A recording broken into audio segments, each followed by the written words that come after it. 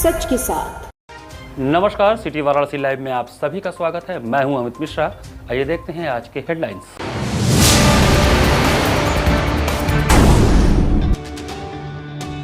कांग्रेसियों ने मनाई पूर्व प्रधानमंत्री राजीव गांधी की पुण्यतिथि, निकाली राजीव गांधी नमन पदयात्रा। भाजपा पिछड़ा वर्ग मोर्चा ने विपक्ष के नेता राहुल गांधी के बयान से क्षुब्ध हो फूंका उनका पुतला। गौ माता को कटने से बचाने के लिए शंकराचार्य जी खरीदेंगे गाय, जल्द ही उद्घाटित होगा GOLX वेबसाइट। और ज्ञानपुर रोड स्टेशन पर ट्रेन में बवाल, पथराव करने वाला युवक गिरफ्तार, महिला व बच्चा घायल। और अब समाचार विस्तार से। जिला महानगर कांग्रेस कमेटी द्वारा पूर्व प्रधानमंत्री भारत रत्न राजीव गांधी की पुण्यतिथि मैदान स्थित राजीव चौक पर श्रद्धापूर्वक मनाई गई। जिला महानगर कांग्रेस कमेटी वाराणसी के संयुक्त तत्वावधान में मैदागिरी स्थित राजीव चौक पर भारत रत्न पूर्व प्रधानमंत्री राजीव गांधी की पुण्यतिथि श्रद्धापूर्वक मनाई गई। इस दौरान राजीव गांधी की प्रतिमा पर माल्यार्पण और पुष्पांजलि अर्पित कर उन्हें भावभीनी श्रद्धांजलि देने के साथ ही उनके बताए मार्ग पर चलने का संकल्प लिया गया। कार्यक्रम की अध्यक्षता जिला अध्यक्ष राजेश्वर पटेल एवं संयोजन महानगर अध्यक्ष राघवेंद्र चौबे ने किया। इस अवसर पर महानगर के अंतर्गत आने वाले 100 वार्डों में राजीव गांधी नमन पदयात्रा निकाली गई, जो विभिन्न मार्गों से होते हुए पराड़कर भवन स्थित महान पत्रकार स्वर्गीय बाबूराव विष्णु पराड़कर जी की प्रतिमा पर माल्यार्पण कर समाप्त हुई। इस अवसर पर जिलाध्यक्ष राजेश्वर पटेल और महानगर अध्यक्ष राघवेंद्र चौबे ने संयुक्त रूप से कहा कि भारत रत्न राजीव गांधी जी आधुनिक भारत के निर्माण के महान शिल्पकार थे। उन्होंने देश को 21वीं सदी की सोच दी और भारत को तकनीकी, संचार एवं कंप्यूटर क्रांति की दिशा में आगे बढ़ाने का ऐतिहासिक कार्य किया। आज देश में सूचना तकनीक, दूरसंचार और डिजिटल व्यवस्था जिस स्वरूप में दिखाई देती है, उसकी मजबूत नींव राजीव गांधी जी ने ही रखी थी। राजीव गांधी जी ने युवाओं को राजनीति और राष्ट्र निर्माण में भागीदारी देने का कार्य किया। पंचायतों में स्थानीय निकायों को मजबूत बनाने की दिशा में उनके प्रयासों ने लोकतंत्र को गांव-गांव तक पहुंचाने का काम किया।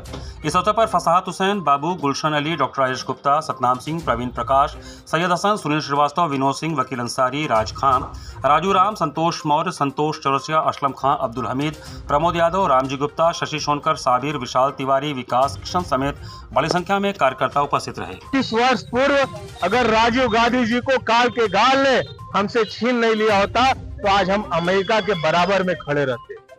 असामयिक उनके निधन से इस देश की क्षति हुई। कांग्रेस की जो क्षति होनी थी वो हुई। इस देश की बहुत अपूर्णीय क्षति हुई है।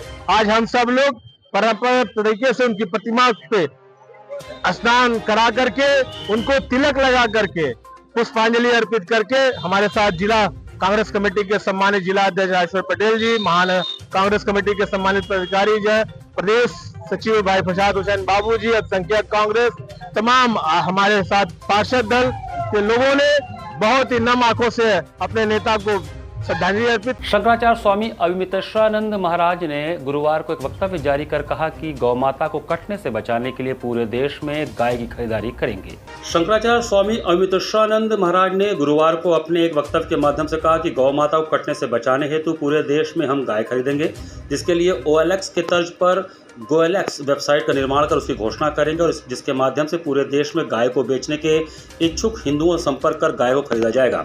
शंकराचार्य जी ने कहा कि हिंदू कभी भी किसी भी परिस्थिति में गौ माता को कसाईयों को नहीं सौंपता। इस बाबत झूठा नैरेटिव गढ़ा जा रहा है।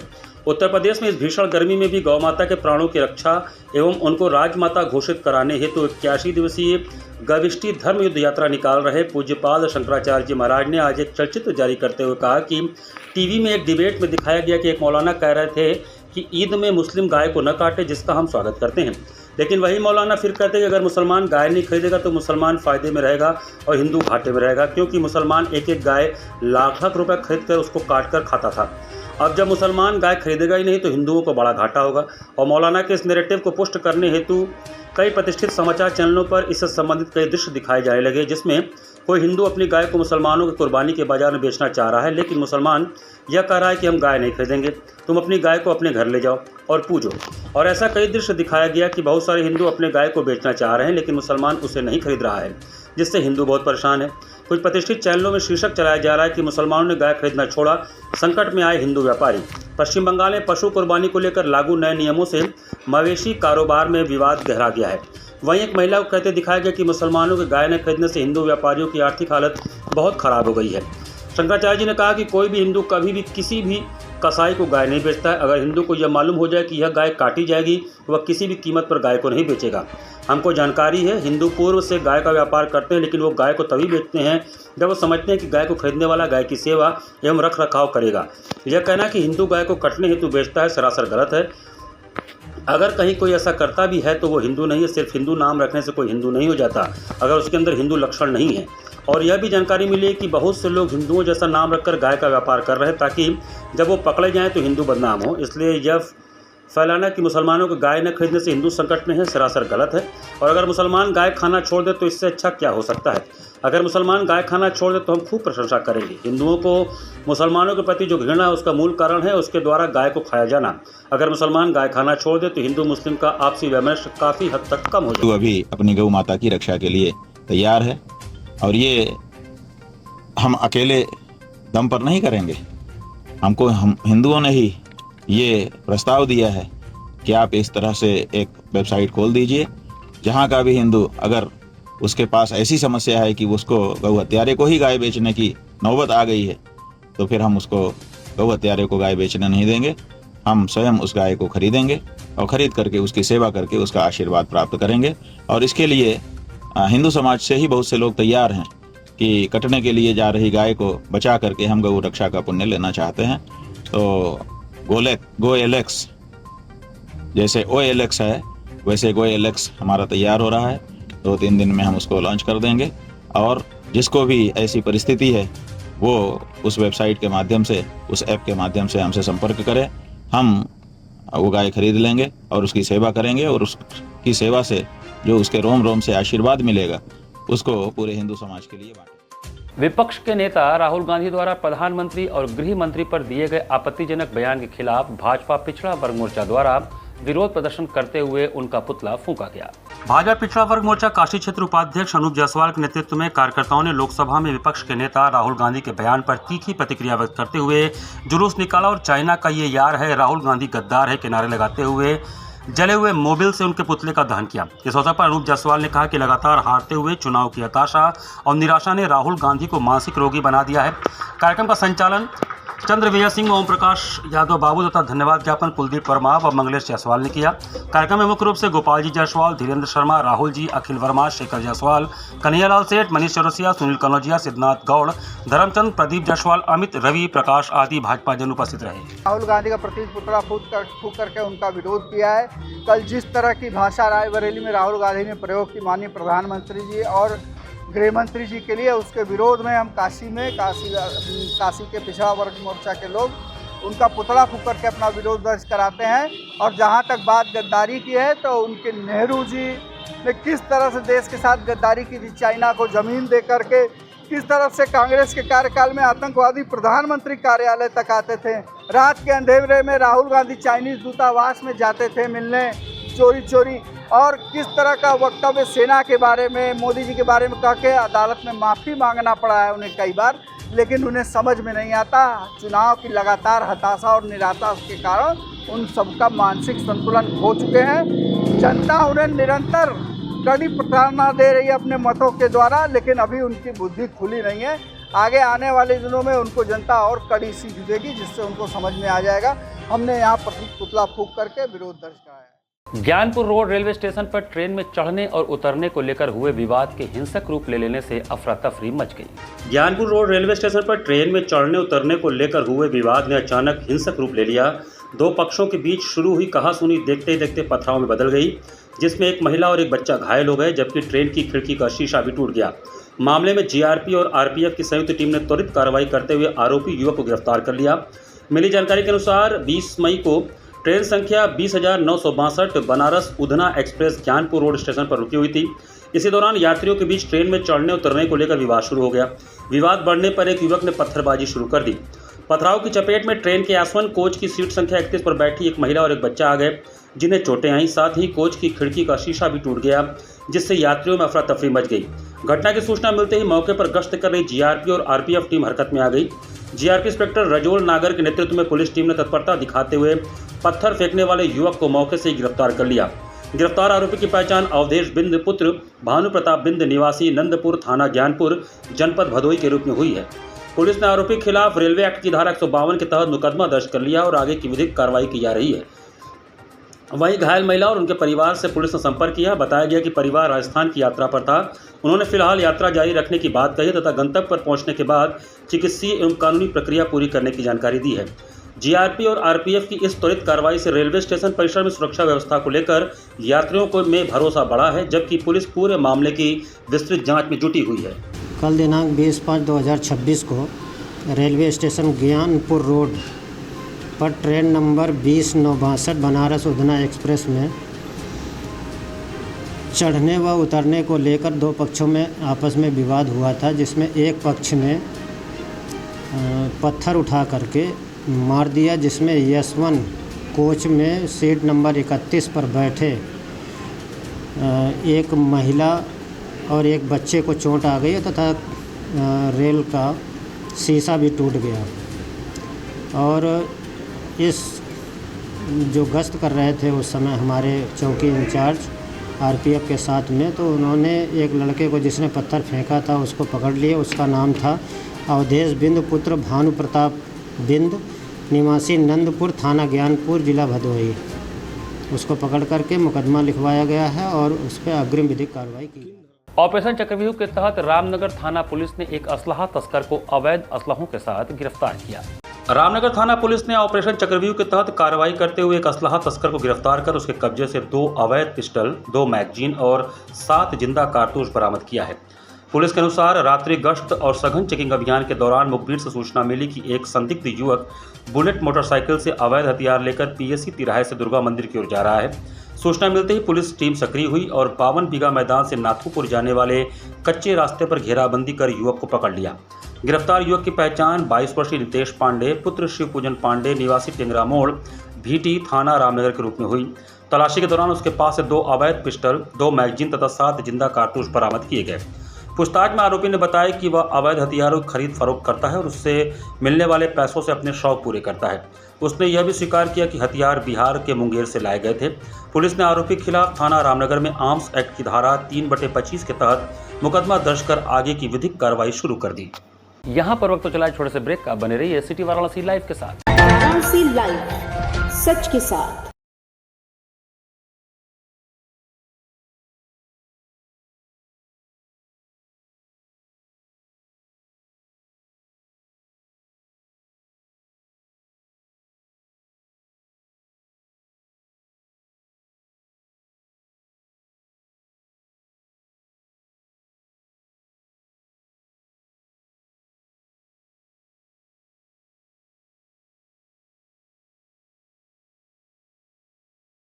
Facilities of Navneeta Kuvar Public School, quality education, well qualified faculty, dance, vocal, instrumental music, robotics, art and crafts, skating, karate classes, indoor and outdoor activities, use playground for kindergarten and various types of games, math, physics, biology, chemistry lab and smart library, well maintained computer lab and classes, highly secure and GPS track conveyance facilities, educational based activities using technique tools and interesting methods for students.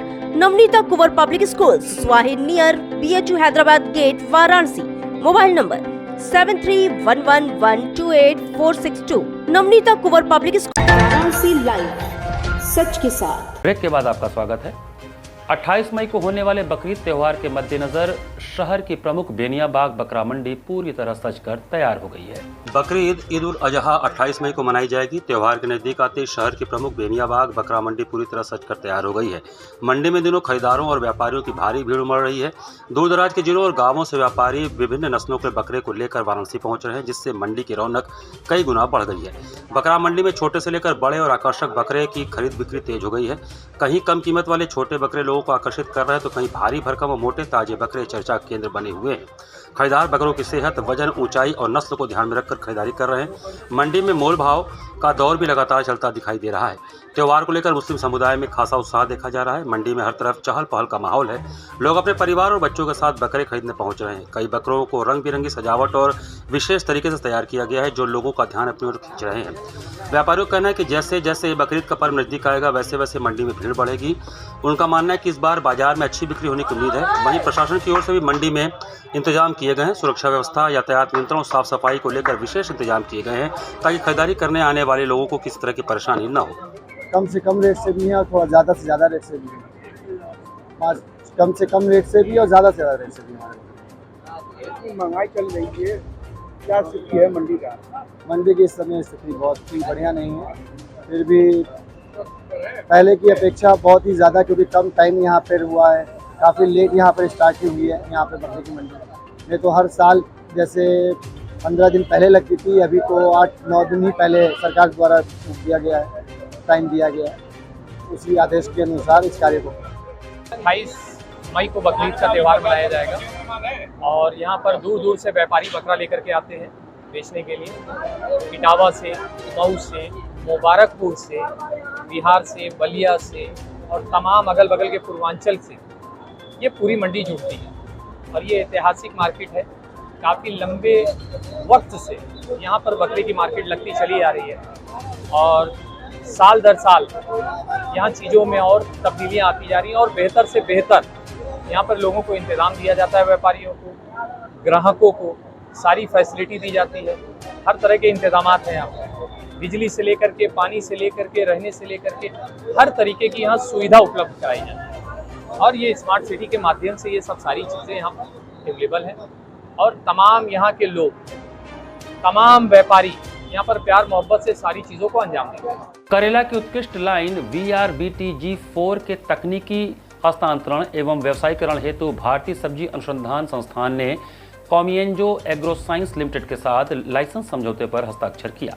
ICAR भारतीय सब्जी अनुसंधान संस्थान के निदेशक doctor Rajesh Kumar के नेतृत्व में संस्थान द्वारा उन्नत सब्जी तकनीकों के प्रसार एवं कृषि क्षेत्र में सार्वजनिक निजी सहभागिता को सुदृढ़ करने की दिशा में एक महत्वपूर्ण कदम उठाते हुए कॉमिएंजो एग्री साइंस लिमिटेड के साथ करेला की उत्कृष्ट लाइन VRBTG4 के तकनीकी हस्तांतरण एवं व्यवसायीकरण हेतु लाइसेंस समझौते पर हस्ताक्षर किए गए हैं। इस अवसर पर डॉक्टर राजेश कुमार ने बताया कि ICAR IIVR किसानों की आय वृद्धि एवं पोषण सुरक्षा को ध्यान में रखते हुए उच्च उत्पादकता वाली, रोग सहनशील एवं किसान हितैषी सब्जी प्रौद्योगिकियों की विकास हेतु निरंतर कार्य कर रहा है। उन्होंने कहा कि निजी बीज कंपनियों को लाइसेंस के माध्यम से उन्नत तकनीकों का हस्तांतरण, गुणवत्ता युक्त बीजों के तीव्र उत्पादन, व्यापक प्रसार तथा किसानों को समय पर उपलब्धता सुनिश्चित करने में महत्वपूर्ण भूमिका निभाता है। उन्होंने यह भी बताया कि इस प्रकार की साझेदारी अनुसंधान प्रयोगशालाओं एवं किसानों खेतों के बीच की दूरी को कम करते हुए कृषि विकास एवं उद्यमिता को बढ़ावा देती है। करेला की उत्कृष्ट लाइन VRBTG4 में बेहतर बागवानी गुण पाए गए हैं तथा इसने विभिन्न कृषि जलवायु परिस्थितियों में उत्कृष्ट प्रदर्शन किया है। समझौता हस्ताक्षर समारोह में संस्थान के वरिष्ठ वैज्ञानिक एवं अधिकारीगण, जिसमें doctor AN Singh, doctor DP Singh, doctor SK Singh, doctor Neeraj Singh, doctor Sudarshan Maurya एवं डॉक्टर केशव गौतम उपस्थित रहे। कार्यक्रम का समन्वयन डॉक्टर इंदिवर प्रसाद द्वारा किया गया। उन्होंने संस्थान की प्रौद्योगिकी प्रबंधन इकाई की भूमिका पर प्रकाश डालते हुए बताया कि यह इकाई संस्थान द्वारा विकसित नवाचारों एवं प्रौद्योगिकियों के व्यवसायीकरण, लाइसेंसिंग एवं प्रसार हेतु सक्रिय रूप से कार्य कर रही है। कार्यक्रम का समापन किसानों, बीज उद्यमियों एवं कृषि क्षेत्र के व्यापक हित में उन्नत सब्जी उत्पादन तकनीकों के प्रसार एवं उपयोग को बढ़ावा देने के सामूहिक संकल्प के साथ हुआ। इस अवसर पर राजभाषा जागरूकता कार्यक्रम का आयोजन भी किया गया, जिसमें राजभाषा उप निदेशक अभिनव प्रकाश ने राजभाषा अधिनियम से जुड़े नियमों से सबको अवगत कराया। निदेशक ने सभी को हिंदी में अधिकतम कार्य करने के लिए प्रेरित किया। प्रदेश सरकार एवं ऊर्जा विभाग द्वारा पुराने मीटरों को स्मार्ट मीटर से बदलने पर रोक के बावजूद गणेश महल इलाके में जबरन स्मार्ट मीटर लगाने का दबाव बनाने का मामला प्रकाश में आया है। शहर के बंगाई टोला स्थित गणेश महल इलाके में स्मार्ट मीटर को लेकर विवाद सामने आया है। स्थानीय निवासी ने आरोप लगाया है कि प्रदेश सरकार और ऊर्जा विभाग की ओर से पुराने मीटरों को स्मार्ट मीटर से बदलने पर रोक होने के बावजूद स्थानीय विद्युत विभाग एवं कुछ निजी कर्मचारी पुराने मीटर को जबरन स्मार्ट मीटर से बदलने का दबाव बना रहे हैं। मामला D34/30 गणेश महल बंगाली टोला का बताया जा रहा है। पीड़ित परिवार का कहना है कि उन्होंने पुराने मीटर को हटाकर स्मार्ट मीटर लगाने का विरोध किया, जिसके बाद उन्हें मानसिक रूप से परेशान किया जा रहा है। आरोप है कि भीषण गर्मी के बीच बिजली आपूर्ति बाधित कर परिवार पर दबाव बनाने की कोशिश की जा रही है। परिवार का कहना है कि प्रदेश के ऊर्जा मंत्री और राज्य सरकार द्वारा पुराने मीटर को स्मार्ट मीटर से बदलने पर रोक लगाए जाने की जानकारी होने के बावजूद स्थानीय स्तर पर नियमों की अनदेखी की जा रही है, जिससे क्षेत्रीय लोगों में नाराजगी देखने को मिल रहा है। पीड़ित पक्ष ने प्रशासन और उच्च अधिकारियों से पूरे मामले की निष्पक्ष जांच कर जिम्मेदार अधिकारियों और कर्मचारियों के खिलाफ कार्रवाई की मांग की है। साथ ही उपभोक्ताओं को अनावश्यक दबाव और उत्पीड़न से बचाने की अपील की है।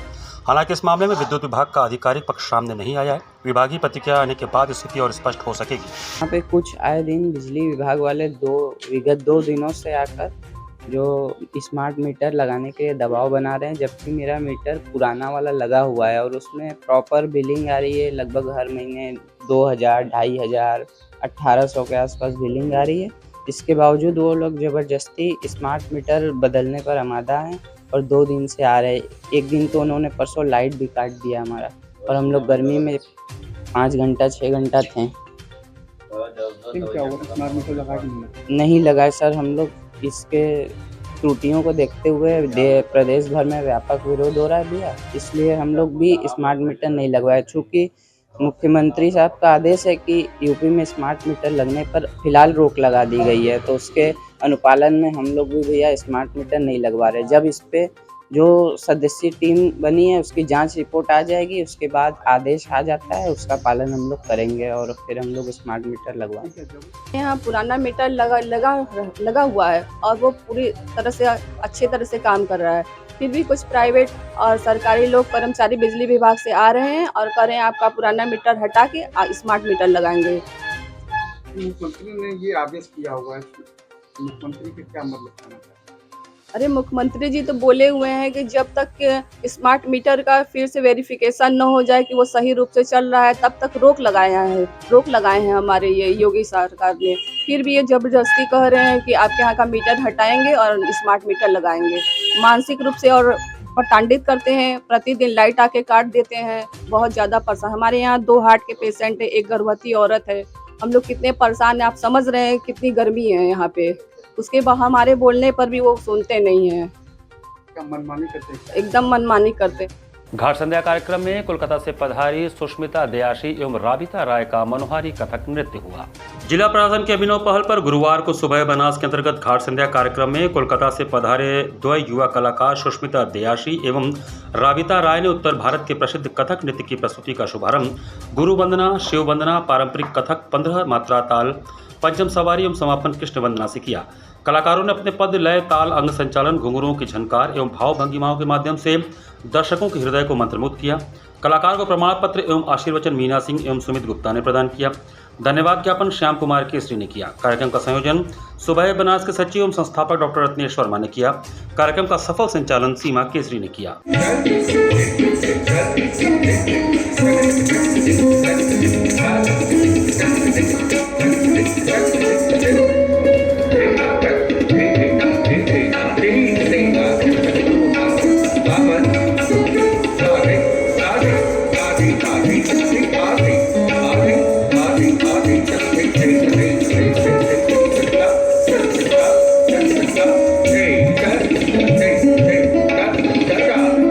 काशी वंदन सांस्कृतिक संध्या में कोलकाता से पधारी श्रीमती चंचल गुप्ता और वाराणसी की कुमारी अनामिका प्रसाद का मनोहारी भरतनाट्यम नृत्य हुआ। बुधवार को जिला प्रशासन वाराणसी के पहल पर आयोजित होने वाले काशी वंदन सांस्कृतिक संध्या में कोलकाता से पधारी श्रीमती चंचल गुप्ता और वाराणसी की कुमारी अनामिका प्रसाद का भरतनाट्यम नृत्य का कार्यक्रम आयोजित हुआ।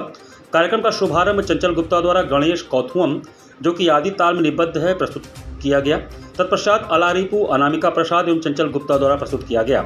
तीसरी प्रस्तुति रामचंद्र कृपालु भजनम अनामिका प्रसाद द्वारा प्रस्तुत किया गया तथा चौथी प्रस्तुति जय शंख चक्र प्रस्तुत किया गया, जो कि श्री कृष्ण श्रोत पर आधारित है।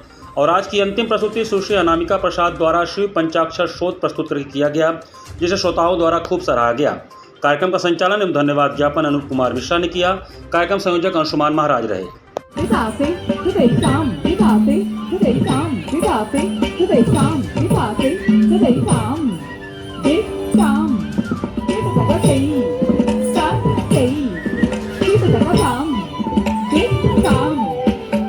डिजिटल इंडिया के संकल्प को धरातल पर उतारते हुए भाजपा महानगर अध्यक्ष प्रदीप अग्रहरी ने मोबाइल के माध्यम से स्वयं ऑनलाइन जनगणना प्रक्रिया को पूरा किया। 21 मई गुरुवार को डिजिटल क्रांति और डिजिटल इंडिया के संकल्प को धरातल पर उतारते हुए महानगर अध्यक्ष प्रदीप अग्रहरी ने एक अनुकरणीय पहल की। उन्होंने अपने आवास पर मोबाइल के माध्यम से स्वयं ऑनलाइन जनगणना प्रक्रिया को सफलतापूर्वक पूरा किया। इस अवसर पर महानगर अध्यक्ष ने देश के विकास में सटीक आंकड़ों के महत्व को रेखांकित किया और तकनीक के इस दौर में सरकार द्वारा प्रदान की गई ऑनलाइन जनगणना की सुविधा की सराहना की। जनगणना केवल नागरिकों की गिनती नहीं है, बल्कि यह देश के भविष्य विकास योजनाओं और नीतियों के निर्माण का आधार है। ऑनलाइन जनगणना न केवल समय की बचत करती है, बल्कि यह पूरी तरह सुरक्षित, सटीक और पारदर्शी है। मैंने आज अपने परिवार की जानकारी स्वयं दर्ज कर राष्ट्र निर्माण के इस महापर्व में अपनी भागीदारी सुनिश्चित की है। इसी के साथ सिटी वाराणसी लाइव का ये संस्करण हम यहीं समाप्त करते हैं। मुझे दीजिए आज्ञा। नमस्कार।